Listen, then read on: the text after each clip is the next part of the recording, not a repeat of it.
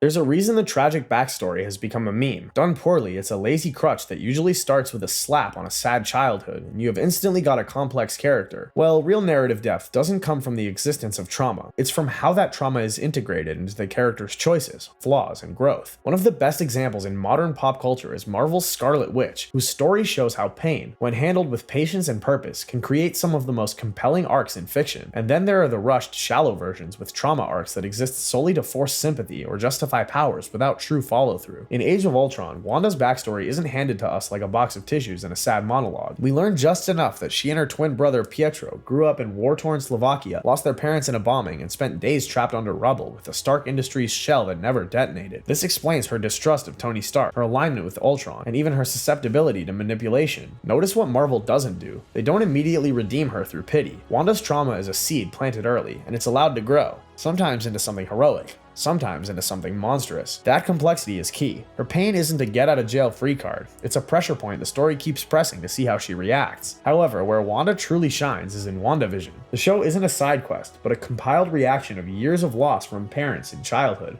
her brother Pietro in Age of Ultron, and Vision twice in Infinity War. By the time we meet her in Westview, she's not just grieving Vision, she's grieving every unprocessed loss at once. Here's where the writing nails it. Her creation of a sitcom-perfect reality is both tragically human and dangerously selfish. She is not a one-note villain. She's a woman in freefall, clinging to the illusion of a life she can't have. Now, flip the scene with a poorly handled trauma arc in some action series where a character suffers one big loss in episode 1, and by episode 3 it's barely mentioned unless it's time for a tearful speech before the finale. That's not how grief works. Real grief continues, mutates, and resurfaces at inconvenient times. Another reason Wanda's tragedy works is because her abilities aren't just cool powers. They're extensions of her emotional state. Her chaos magic warps reality itself, which makes her most dangerous when she's emotionally unstable. That's not just plot friendly. When she's confident, her magic is controlled. When she's devastated, entire towns suffer. In Doctor Strange and the Multiverse of Madness, her grief curdles into obsession, turning her into the Scarlet Witch, prophesied to destroy worlds. That's the dark mirror of WandaVision,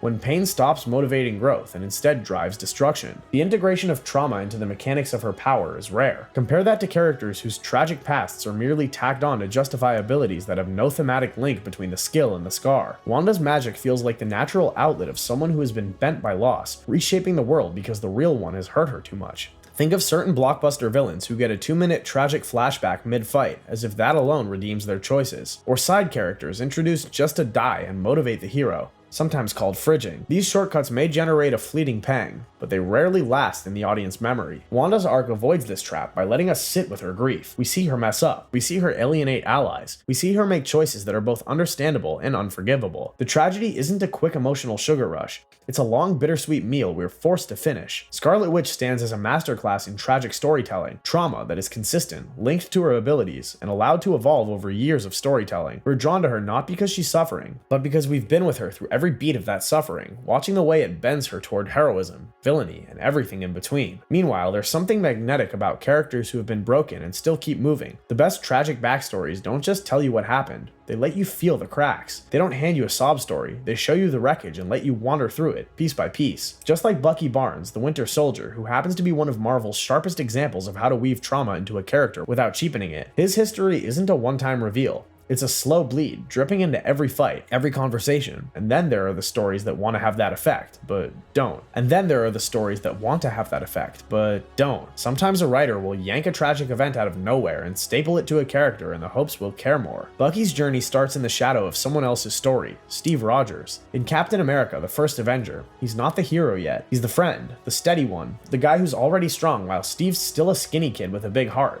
That matters, because when Bucky dies on the train, we're not just losing a soldier, we're losing the man who grounded Captain America. But Marvel doesn't let his fall stay neat and tragic. When we meet him again in The Winter Soldier, the reveal isn't just Bucky survived. It's Bucky survived and was turned into something monstrous. The key is that Bucky's trauma isn't dumped into a single exposition scene. We see it in his blank stares, in the way he freezes when a memory surfaces, in the violence he commits without choice. His mind has been fractured by decades of brainwashing and forced assassinations.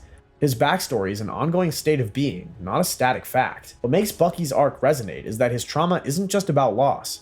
He didn't lose a loved one. He lost himself. Hydra didn't just imprison him, they rewrote him over and over until Bucky Barnes was a ghost and the Winter Soldier was the weapon. That's a deeper, more terrifying kind of suffering, and it creates a natural engine for his character. In Civil War, he's still hunted for crimes he doesn't fully remember. In The Falcon and the Winter Soldier, he's going to therapy, making amends, struggling with nightmares. Here's why this works so well. The audience isn't just told that Bucky is traumatized. We see it infect every part of his life. It's not just that he has a tragic past, it's that the past has him, and every day is a tug of war to reclaim what's left. Bucky's super soldier serum enhancements and cybernetic arm aren't just random cool upgrades, they're literally the tools of his oppression. His greatest weapons were given to him by his abusers. That means every fight is laced with history. When he throws a punch, he's also punching through the identity they tried to force on him. Compare that to poorly integrated trauma arcs where abilities have no link to the suffering. In those cases, the tragic backstory is just a side note. Now, for contrast, let's talk about a less elegant example. Enchantress in Suicide Squad 2016. On paper, Dr. June Moon's possession by a malevolent spirit could be ripe for exploration with loss of control, fear of hurting others, the blurring of identity. Instead, her trauma is used like a checkbox. We're told June's possession is tragic. We're told it's haunted her relationship with Rick Flag.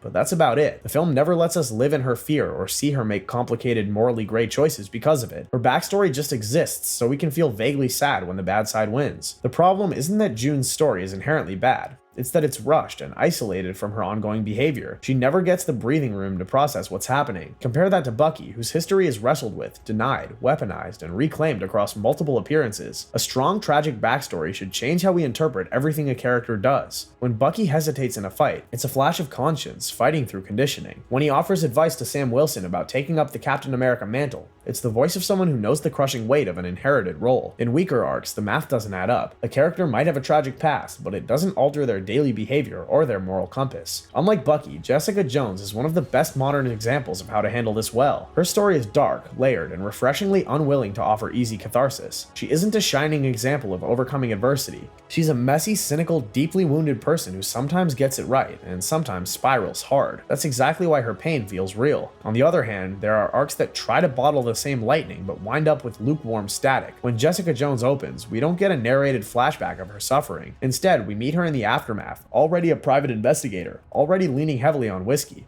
already mistrustful to her core. We are made aware early on, and then the show lets us see its fingerprints on everything she does: her reluctance to let people get close, her explosive temper when cornered, her tendency to keep even allies at arm's length. Jessica's trauma doesn't make her noble, it makes her guarded, paranoid, sometimes reckless. She doesn't always channel her pain into heroic choices, and that's the point. In Season 1, her pursuit of Kilgrave is as much about ending his threat as it is about proving to herself that she can. The hunt is personal. Jessica's superhuman strength and durability are cool, sure, but they're not the core of her power. The show makes a subtle but important choice. Her powers don't cancel out her trauma. Being able to punch through walls doesn't mean she's immune to panic attacks or manipulation. In fact, her abilities make her guilt heavier, because she feels she should have been able to stop Kilgrave sooner. This is a big difference from shallow trauma arcs where powers are used as a simplistic compensation for suffering. In those stories, the trauma and the ability are barely connected, other than to make the hero seem balanced by fate. With Jessica, the relationship is thematic. She's physically unbreakable but emotionally scarred, and that contradiction drives her story. Let's take Malekith for example, the dark elf villain from Thor: The Dark World. He has a backstory of losing his people and seeking revenge, but it's almost entirely irrelevant to how he acts in the present. We are told it happened, we are told it's sad, and then it becomes an excuse for him to be generically evil. We never see how that loss shaped his worldview.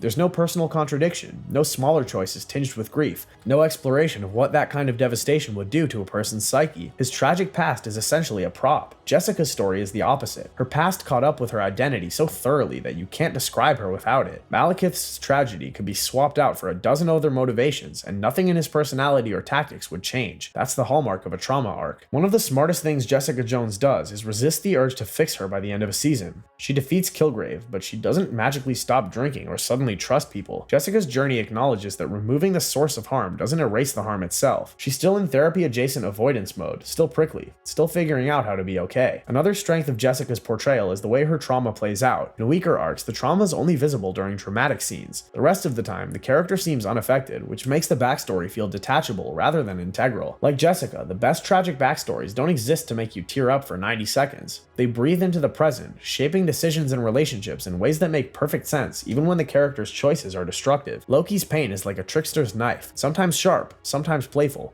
but always present in the hand that wields it. Loki's tragedy doesn't hit us all at once. In Thor, he begins as the charming, slightly smug younger brother, a foil to Thor's brawn first, think later style. Then, piece by piece, the truth comes out. He's not Odin's son by blood, but a frost giant, taken from Jotunheim as a baby and raised without knowing his origins. This reveal is a shattering of Loki's identity that we get to witness in real time. His jealousy of Thor suddenly isn't just sibling rivalry, it's rooted in the creeping suspicion that he has been second choice his whole life. His ambition isn't just hunger for power, it's a desperate attempt to prove he belongs. Poorly written trauma arcs often rush this process. The revelation comes in a single dramatic scene. The character has a quick cry about it, and then back to the plot with minimal long-term impact. Loki's unraveling takes films, not minutes. Loki's trauma works because it explains his contradictions without excusing them. He loves Thor, but undermines him. He despises Odin's favoritism, but still craves his approval. He mocks sentiment, but clings to the few bonds he hasn't burned. This duality is vital. Well-written trauma arcs don't flatten a character into a victim, they make them predictable. Loki can be vulnerable in one scene and manipulative in the next because the same wound drives both behaviors.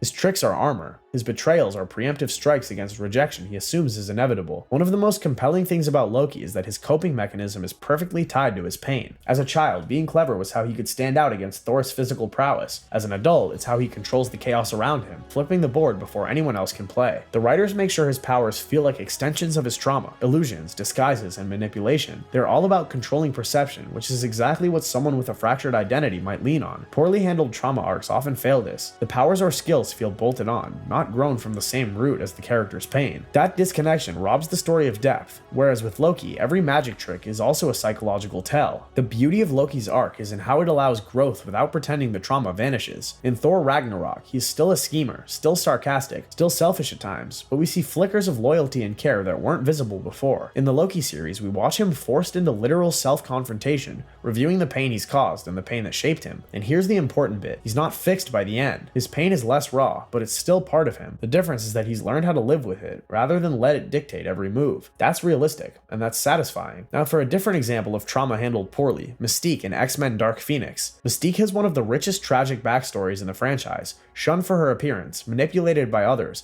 constantly caught between worlds. But in Dark Phoenix, her history barely matters to her arc. She exists mostly as a moral voice for a few early scenes, makes one big speech about choice, and is then unceremoniously killed to motivate other characters. Her trauma doesn't inform her tactics, her relationships, or her emotional beats in the story. It's just there as a vague reference to make her death feel weighty. The problem here isn't that Mystique's backstory is bad, it's that the film treats it as baggage she carries off screen, without letting it meaningfully shape her on-screen actions. Compare that to Loki, where his past is the engine behind every smirk, scheme, and swerve. Loki's tragic backstory works because it's never just told to us. Every choice he makes is a magic act with his own pain as the hidden trapdoor. He reaches for power because belonging has always been conditional. Just like other characters with tragic backstories, he's both a victim of circumstance and an architect of his own downfall.